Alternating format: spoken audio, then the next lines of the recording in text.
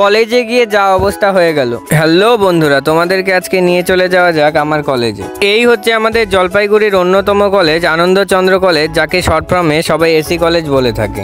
আমি সেই দিন ঘুরতে ঘুরতে চলে গিয়েছিলাম আমার স্কুল লাইফের পুরনো বান্ধবী অনন্যাদের সোশিওলজি ডিপার্টমেন্টে। ওই আমাকে ডেকে বলল যে আমাদের ডিপার্টমেন্টটা দেখে যা কি সুন্দরভাবে সাজিয়েছি। সত্যিকারেই দেখে আমি অবাক যে এটা ডিপার্টমেন্ট নাকি কোনো বাগান। নানান রকম গাছপালা এবং দেওয়ালে নানান রকম ছবি সহ তারা সুন্দরভাবে ডিপার্টমেন্টটাকে সাজিয়ে তুলেছিল। আসলে সেই দিন ছিল আমাদের কলেজে ন্যাক ভিজিট, তার জন্যই ডিপার্টমেন্টগুলোকে এত সুন্দরভাবে সাজিয়েছিল। এরপরেই আমরা চলে যাই সংস্কৃত ডিপার্টমেন্টে।